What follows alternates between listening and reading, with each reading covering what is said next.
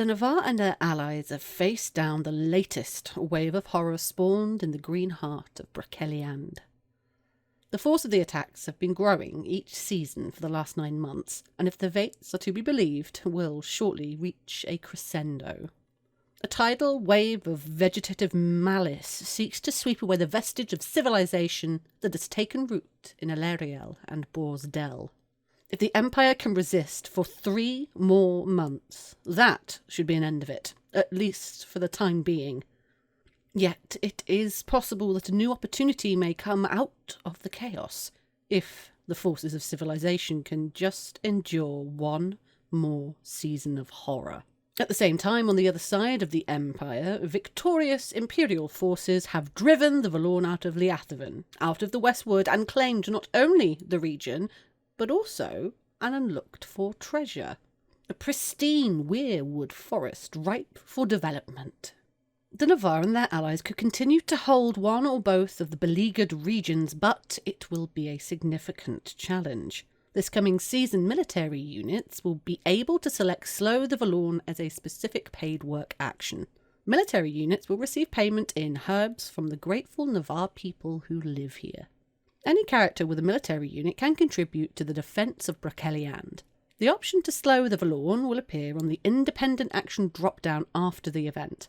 A standard military unit will contribute 100 military strength if assigned to support this action, plus an additional 20 force for each rank of upgrade or enchantment. Magic that enhances a military unit's strength with these actions, such as Merciless Wrath of the Reaver, will be helpful, but rituals that empower a warband to work with an army, a fortification, or a spy network, for example, will not help with this option. As expected, the Valourn's urge to expand grows stronger. As before, the amount of force needed has dramatically increased over that required last season.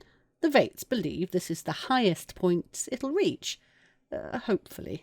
Up to 8,000 military force, the Valourn spread will go on unimpeded. The Brock will fall, and the majority of the defenders will be consumed by the Valourn. The Valourn will spread into Alarielle and Borsdel, completely overrunning each region. With a force of 8,000 to 15,000, the Valourn will push into Alarielle, but will be held back in Borsdel. The Brock will fall, but at least half the people there will be able to make it to safety. At 15,001 strength to 30,000, the Valourn will not expand into Alarielle or Borsdel. The Brock, however, will be overrun by the Valourn. In this scenario, however, it will be possible to get the inhabitants to safety before it finally falls. At over 30,000 strength, the Valourn will not expand into Alarielle or Borsdel. The Brock will be saved. Not only will the Valourn's expansion be stopped, but its strength will be depleted enough that there would be an opportunity to try and clear the Valourn from dark ranging. Currently, the Navarre have secured the aid of the congregations of Highguard, who provide an amount of strength based on the number of congregations, but it should be at least 500. From the Great Forest Orcs, the Spears of the Pine provide 1,000 military strength, for example. From the Eternal Tharim, his barons and thralls provide another 1,000 strength, assuming he retains Amity, and the Knights Errand and Questing Knights of Dawn, bonus rewards for the Dornish characters if they support this action. The Navarre of the Steadings continue to support those prepared to help defend them. Any military unit that takes this action will be paid in herbs, the full income that they would normally expect. Imperial armies can participate in the defence of Broceliande. A maximum of 15,000 military strength can be provided by armies in Borsdel, and a maximum of 15,000 military strength can be provided by armies in Alarielle. As before, Imperial armies could hold back the Valourn in each region, provided they have enough strength. Armies committed to defend one of the 2 regions contribute their military strength to the requirements above up to a maximum of 15,000 effective military strength in each region. Any strength contributed by armies to the defence of a region above 15,000 would be wasted.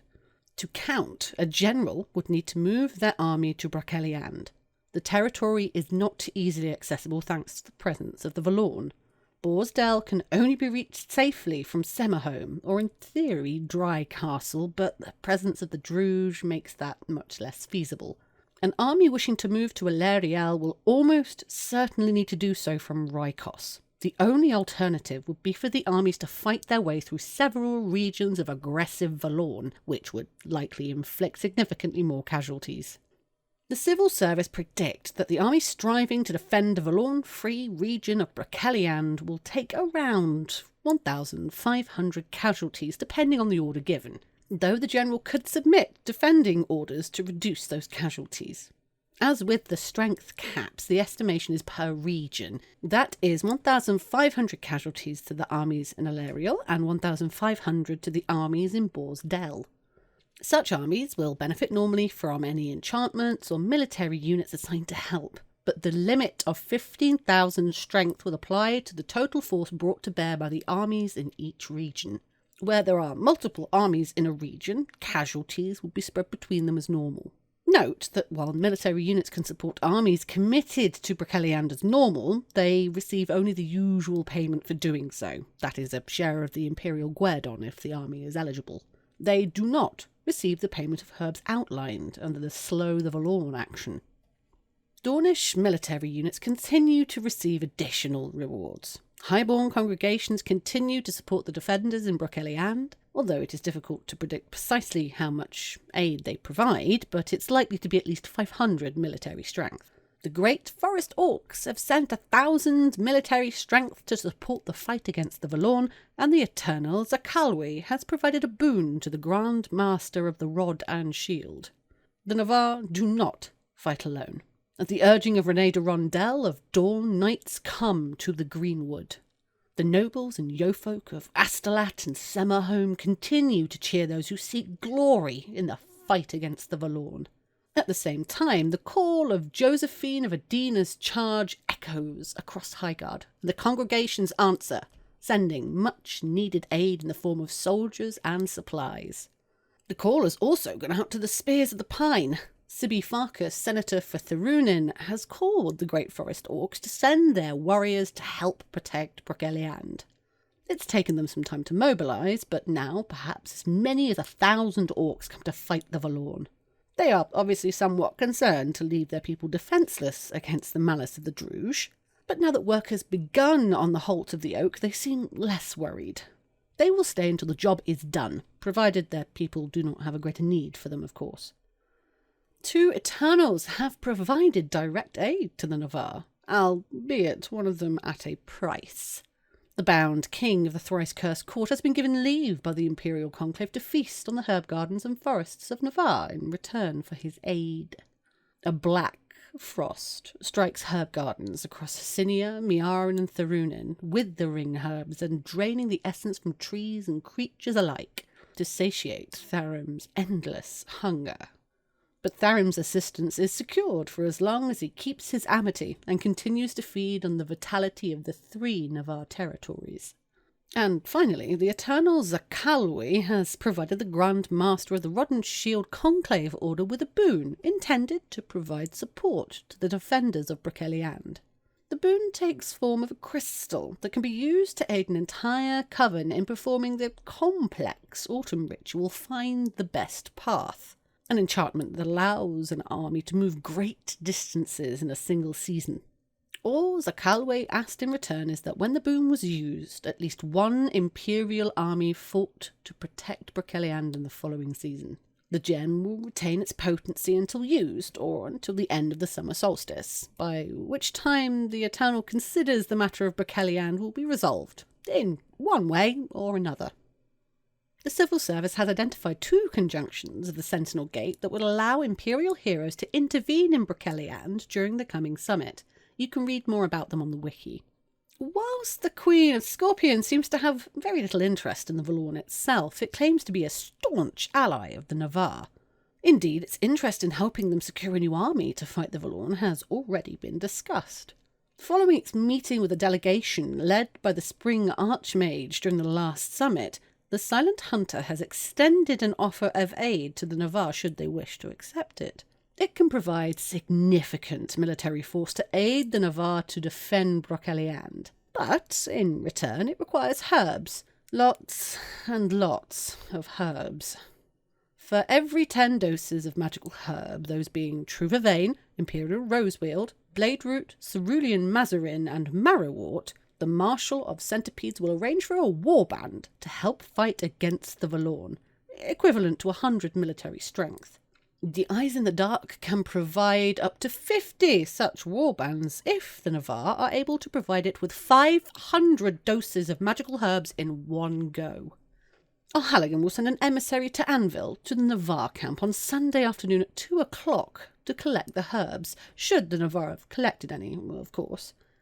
The Bound King is aware that the strength of the Valorn has increased again, and his heralds have delivered news that he is prepared to offer further assistance if the Imperial Conclave wishes.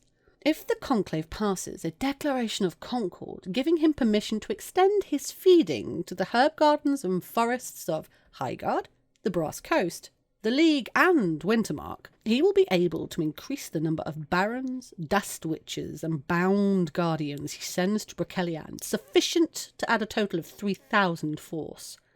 The price is that every herb garden in those nations will suffer a loss of 2 random herbs, and each forest will lose 2 resources for the next 6 months, which is until the start of the winter solstice 384. As the battle to prevent the Valorn washing over Broceliande has raged, it has been clear that one of the Eternals has been heavily invested in driving that expansion. Yor Nagra, the Green Mother, has sent heralds to push the Valorn and aid the Valorn spawn, in conjunction with a cabal of humans who call themselves the heirs of Tiruniel. It is Yor Nagra's interference with the Valorn that first earned her enmity of the Imperial Conclave, following evidence provided by the Imperial heroes who fought against her machinations at return that she was trying to rouse Theronin to wakefulness. Since then, she has abandoned all pretense and openly works to spread the Valorn first through Leathavan and now through Broceliande. It thus comes as a surprise when she sends an emissary to Anvil to speak to the civil service. A willowy, androgynous youth with emerald eyes and flowers in their hair appears near the Castle of Thorns in Astolat a fortnight before the summer solstice and delivers a message. More a bargain, if the Empire wishes to accept it. If the Empire leaves Broceliande, abandoning it to the Valorn, then after the entire place is part of the Green Wonder, Yor Nagra and her allies will turn their attention away from the Empire to the Malum. The Navarre must know that there is Valorn in the lands of the Druge, and Yor Nagra knows that the Empire is at war with them. If the Empire permits her to cover Broceliande in the Valorn, then her next target will be the Valorn of Bintel Dol.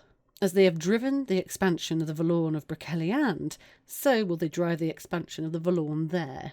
Furthermore, for the next year she will refrain from any interference with the Valorn of the Empire, or any scheme that would be to the detriment of its people. The Urizen army, the Citadel Guard, is currently in Alariel, helping to defend the Navarre there from the Valorn's expansion. They've already uncovered some useful information about the way that magic interacts with the Valorn. More importantly, their unique quality as an army of magicians means that it will be possible to use them as a conduit with which to target territory-wide rituals in Broceliande. There are many rituals that could be cast in this fashion, but with an opportunity to look at the Valorn close up, as it were, the magicians of the Citadel Guard have 2 observations to make. First, using either Rivers Run Red or Rivers of Life in the territory in its current state would be disastrous. The former would make the situation worse in every conceivable fashion, dramatically increasing the strength of the Valorn and increasing casualties taken by Imperial forces to no good ends. The latter would be actually just as bad in the long run. While it would reduce the casualties taken by an Imperial army in the territory, it would also increase the vigour of the Valorn, making it harder to keep it at bay, which would then also lead to increased casualties. Either ritual is likely to increase the amount of military strength needed to reach the stage of the Slow the Valorn action by half as much again. One other ritual that might be relevant is Wither the Seed. After some discussion between Urizen, magicians and Navarre Vates, the consensus is that while the ritual will not make it easier to deal with the Valorn this season, it'll still have an impact. First of all, it'll be harder to rouse the Valorn in future, Secondly, if the Imperial forces are able to weaken the Valorn sufficiently that there is an opportunity to try and clear it permanently from dark ranging. The opportunity to do so will certainly exist for a year or perhaps longer. Holding the Valorn back while it expands its strength may create an opportunity to remove its presence from dark ranging. The window of opportunity will be slight. The Valorn of Broceliande is the most powerful in the Empire, and it will recover its strength very quickly, even in light of the improvements to the Trods and the presence of the Grey Pilgrims. It's not an exact science, but the Vates believe that if the Empire can hold it back until the start of the autumn equinox, its urge to expand will be blunted, and they will have 6 months to try and reclaim dark ranging. If the Citadel Guard magicians are correct, that period could be increased by a further 6 months if a potent curse such as Wither the Seed were laid on the territory, at any time before it recovers its full strength. It's hard to predict how difficult this would be. Magical scrying will give little guidance unless the opportunity actually materialises. Recent experience of the Empire in fighting the Valorn in Liathaven would provide a model for the kind of effort required, bearing in mind that the Broceliande Valorn is significantly more vicious and powerful than the Liathaven Valorn. One obvious benefit of clearing dark ranging would be that the Empire would be able to move armies through Broceliande between Rykos and Semaholm, without having to force their way through the Valorn. One potential downside is that the same would be true of the Druze should they invade Broceliande. Regardless, however, the Valorn would still dominate Broceliande, meaning that any army, Imperial or otherwise, would be forced to stop when entering the territory. While the Empire was engaged in the arduous task of freeing the Westwood from the clutches of the Valorn, a warband of Imperial orcs found a forest of weirwood trees living in the Blight. The trees were clearly unaffected by the twisting power of the Valorn, and indeed they seemed to be maintaining a sanctuary of sorts within the miasma, that even the most adventurous Valornspawn were loath to enter. With the Valorn driven out and the region claimed by the Empire, the opportunity exists to begin harvesting wood from the forest. Having a weirwood forest and having a regular supply of weirwood are not automatically the same thing, however. There's more to harvesting weirwood than going into the Westwood with an axe. As with the Pride of Ika's Tears, it'll require significant investment to turn the grove of trees into a bourse resource. You'll need to establish a wood-cutting operation and also ensure that the trees are maintained and kept healthy with new saplings replacing the trees that are cut down. That's going to require an investment of 75 thrones. It's easier to establish a foresting operation than a mine, however, and the work would only take 3 months. The first harvest of weirwood would be available in time for the winter solstice, meaning the new boar seat could be appointed alongside the other weirwood seats. In its current state, the forest would produce 12 wains of weirwood each season. The upkeep to the treasury would be 5 thrones each season. One of the limitations on the amount of weirwood that could be harvested each season is the relatively isolated location of the weirwood grove. Westwood has been part of the Valorn for the last 10 centuries. There are no roads suitable for an ox cart in the entire region. There are a few in west ranging, but only the roads that go north to Bregisland are usable, given the Jotun still control the rest of the territory. And those roads lead to the deepest and darkest parts of the Marcher territory. The first way to improve the production of the weirwood forest would be to construct a road connecting the forest in camp to west ranging. You would need to clear a path of trees wide enough for an ox cart to get down. The cost to the Senate would be 25 thrones, and the work could be done alongside the work to establish the forest camp. A simple dirt road would improve the production of the new boar seat by 4 wains of weirwood each season, which brings the total to 16. Once the road was built, the weirwood could be transported to west ranging. If Liathring and Liavin's Glen were liberated from the Jotun, the Empire would be able to take advantage of the same fine roads the Jotun carved to transport their white granite to the Mournwald. You would bring the bounty of weirwood to Green March or Southmoor, and thence to the rest of the Empire. In this case, the amount of weirwood produced each season could be increased by a further 4 wains of weirwood to a total of 20. It would also help the prosperity of the Mournwald, especially the new market town of Sarkum, as it's likely that their weirwood caravans would go through the town, following the same route that trade between Liathaven and the Marches has always taken. Finally, the Senate could commission the construction of a fine paved road, similar to that created by the Jotun, that runs through West Ranging to Southmoor. That would require an additional 15 wains of white granite and 30 crowns of labour, in addition to the cost to clear the trees and produce a basic road. If this were done, the seasonal production of the forest would increase by a further 4 wains each season, potentially bringing the total production of the forest to 24 wains of weirwood each season. Obviously, the new forest can't be allocated until the basic logging camp has been established. Once this is done, the Senate will be able to choose whether custodianship of the new forest will be a national or an imperial position. If they allocate the forest as a national position, they would need to choose an imperial nation to take custody of it for the time being. This does not tie the hands of the Senate, however. Once the territory is liberated from the Jotun and assigned, the forest would automatically become the legal responsibility of whichever nation Liathoven were given to. And finally, the boar seat would need a name. The Senate motion that established the lumber camp would also be responsible for determining the name of the new boar seat. Liathoven is still a Jotun territory, and the forest lies along the western borders of Liathoven. This places it in a somewhat precarious position should the Jotun return with conquest in mind. The Empire is only holding on to West Ranging by the slenderest margin, and if the Jotun conquered that region again, then the West would be entirely isolated, making any further development of the weirwood forest questionable at best. At the same time, the Western Orcs are undoubtedly aware that the Valorn has been all but eliminated in the West Wood. Some cautious and vigilant individuals suggest that a fortification might need to be built in Liathoven, not only to protect the valuable weirwood forest, but also to guard against the return of the Jotun. There's even some talk that once work is complete on Holt of the Oak, there may be merit in discussing the construction of a second wooden fortress on the other side of the Empire, if the Great Forest Orcs could be persuaded to lend their expertise. As recently discussed, there is a renewed interest among the Navarre about the fact that much of the Empire's bounty of weirwood comes from Navarre territories, yet they directly benefit from only a fraction of that wealth. There is little doubt in the minds of most Navarre that Liathoven will be assigned to their nation by the Senate once it's liberated, and some rumbling about the justice of allocating the new weirwood forest to them at the same time. So far, there has been only talk. But with the current imperial focus on the prosperity of the nations rather than the empire as a whole, it would not take much to ignite this grumbling.